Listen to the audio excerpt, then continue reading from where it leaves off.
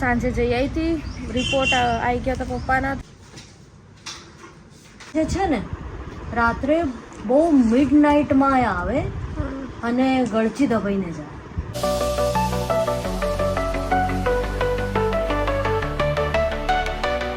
Hello YouTube family, તો કેમ છો બધા? મજામાં? તો મજામાં જશો. ગુડ મોર્નિંગ, જય શ્રી કૃષ્ણ, હર હર મહાદેવ. સ્વાગત છે તમારું એક નવા વ્લોગની અંદર. વાગી ગયા છે સવારના 10:30 અને ઉઠી ગયા છીએ. આજે લેટ ઉઠ્યા કારણ કે રાત્રે થાકી ગયા હતા અને કાલના દિવસ મારે બહુ દોડાદોડી હતી, હોસ્પિટલના કામમાં હતો એટલે કાલે કે વ્લોગમાં એટલો બધો દેખાણો હતો અને આજે ચાલુ કર્યો છે વ્લોગ આજ સવારમાં. તો ચલો, આજ તો કંઈ છે નહીં, ચા નાસ્તો પતી ગયો છે અને મેં થોડો લેટ વ્લોગ ચાલુ કર્યો હતો કારણ કે મમ્મીને નાસ્તો બાસ્તો કરાવવાનો હતો, પછી દવા આપવાની હતી એટલા માટે થોડું લેટ થઈ ગયું. તો ચલો જોઈએ આપણે પેલા પૂજન આદિત્ય ત્યાં ઘરે શું કરે છે. તો ચલો, સવારમાં હું રેડી થઈ ગઈ છું. કેમ કારણ કે છે ને કાલ રાતથી પપ્પાની તબિયત થોડી સારી નથી. એમને કાલ રાતથી છાતીમાં દુખતું હતું અને સવાર સુધી હજે દુખવાનું ચાલુ જ છે અને ઓલરેડી એમને એક સ્ટન્ટ લાગેલો છે. તો પપ્પાએ કીધું કે આપણે એકવાર ડૉક્ટરને બતાવી આવીએ, ચેકઅપ કરાવી નાખીએ.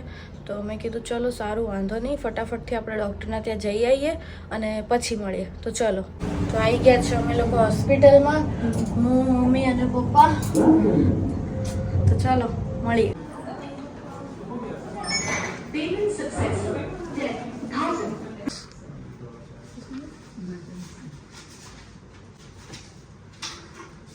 તો વાગવામાં થઈ ગયો છે 1:30 અને મમ્મી પપ્પાને બેસાડી દીધા છે જમવા અને મારે જમવું નથી કારણ કે બહુ ગરમી છે તો ભૂખ નથી.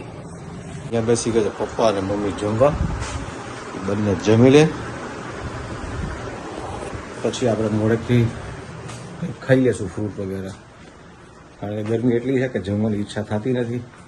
તો ચલો મમ્મી પપ્પાને જમાડી દઈએ પછી થોડી વાર પછી મળીએ.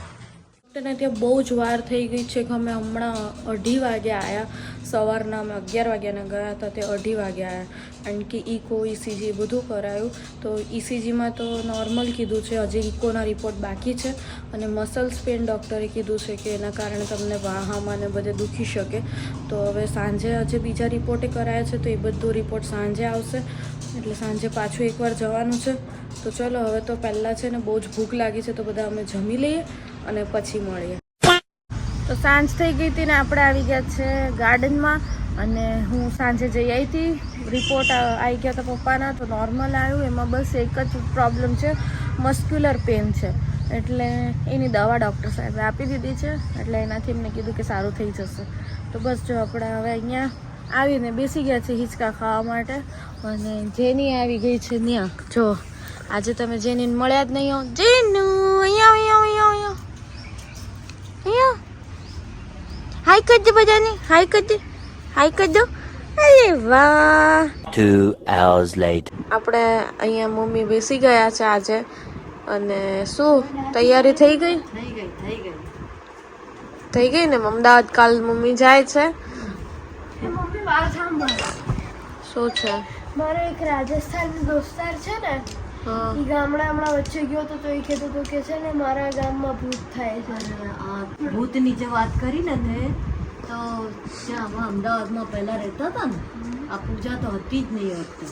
ત્યારે હું પરણીને ઘરમાં આવી, બંગલો એવડો મોટો, ત્યાં અમારે ભૂત થતું હતું ને એ શું કરતું કે મતલબ રાત્રે જે છે ને, રાત્રે બહુ મિડ નાઇટમાં આવે અને ગળચી દબાઈને જાય. ગળચી જે છે ને એટલી ગળો એટલું જોરથી દબાવે કે તમે આમ એકદમ ચીસ પડે એના પહેલા જ તમારે એકદમ ઊભા થઈ જાઓ ને એક જતું રહે, દેખાય જ નહીં. બધાને ઊભા કરો તો એ મેં વારાફરતી માને બી અનુભવ થયો, તારા પપ્પાને બી અનુભવ થયો, મલકાને અનુભવ થયો, બધાને અનુભવ થયો. તો એ રહેતું તો ક્યાં ખબર નહીં. એક એકચ્યુઅલી કોઈ મતલબ જેને લીધું, અમે જેનાથી લીધું ને એ ભાઈને બહુ ગમતું હતું ને એની અકાળ મૃત્યુ થઈ હતી. ઓ એટલે એ જ હશે. બનીને આવતા હશે. એમ નહીં તો તમને હેરાન ક્યાં કરે? હેરાન બસ એ જ કે તમે ઉપર સૂઈએ અગાસીમાં. હા, અગાસીમાં ટેરેસ પર સૂઈએ એટલે આવી રાતના મિડ નાઇટ જ આવતો. હા તો એ તો રાતે જ આવે. બોલ, પછી રાતે આવીને આવી રીતે હેરાન કરે. એવી રીતે તો મારી જે મમ્મી હતી ને એને બી બહુ ખરાબ અનુભવ થયા. એટલે એને અનુભવ ક્યાં થાય, જે ભૂત હતો ને એ આ ભૂત બી બહુ સારી સોલ હતી, આમ ખાલી દાવગઢ હા પણ ઘણા ભૂત સારા હોય ને ઘણા ખરાબ હોય. આ તો જે મતલબ મારી જે મમ્મીને થયું ને, નાની, એ કેવી હા, રીતે- મારા નાની. હા, તારા નાનીને એને એક અનુભવ કેવો થયો કે શિપ્રા નદીના કિનારે એ લોકો દર્શન કરીને આવતા હતા હમ. અને અચાનક જ શું થયું કે પપ્પા બી હતા જોડે, તો પપ્પા થોડા પાછળ ચાલતા હતા અને મમ્મી થોડી આગળ ચાલતી. ત્યાં એક ડોસી આવી અને ટર્નિંગ હતો, એકદમ ડોસી એકદમ ધોળા કપડામાં એના આમ એના જોડો હતો. હમ. તે કે સીધો દેને સીધો એટલે તેને ભાષામાં હા, માળા આપણે કે બધું કંઈક- આપીએ ને હા, ખાવા પીવાની હા, વસ્તુ. લોટ હા, આપો. હા, તો મારી મમ્મી બિચારી કે મારી પાસે તો નથી, હું પૈસા આપું તમને. હમ.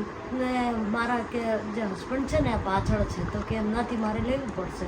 તો કે સારું બેટા, તું કે જાને કે મારે બહુ જ ભૂખ લાગી છે, કાં તો પૈસા આપીશ ને તો હું કંઈક મારી તરફ થઈ ખાવાનું મને જોઈએ, ભૂખ લાગી. હા, મમ્મી હજી તો બિચારી પાછળ ગઈ, હા. ટર્ન થઈ, પૈસા લઈને આવી અને પપ્પાના પાસેથી જ આવે ત્યાં સુધીમાં તો એ ગાયબ.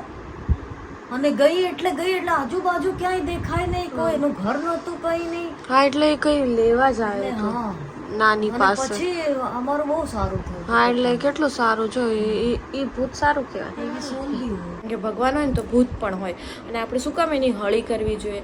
કોઈ જગ્યાએ જેમ કે ઘણાને એવી ટેવ હોય છે કે જ્યાં એ હોય ને ત્યાં જઈને એ સંશોધન કરે કે ચલો આપણે જોવા જઈએ કે ત્યાં ભૂત દેખાય છે, તો એવું ના કરવું જોઈએ. હવે એ એની જગ્યાએ છે, આપણે શું કામ એની હળી કરવાની ખોટે ખોટી. આધીને બહુ એવી ટેવ છે, પછી ક્યારેક વાહે પડી જશે ને ત્યારે ખબર પડશે.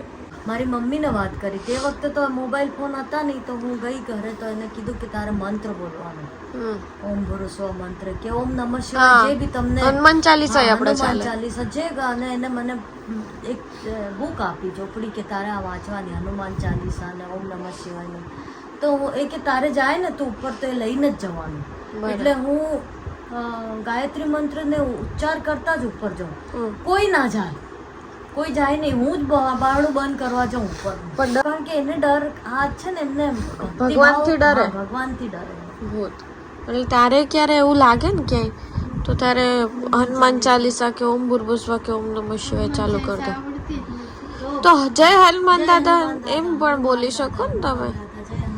તો તને રક્ષા કરે. પણ શીખી જા ને હનુમાન ચાલીસા રોજ વાંચતો, રોજ કાનમાં સાંભળવાનું તો યાદ રહી જશે. એ બહુ સારી હનુમાનજીની.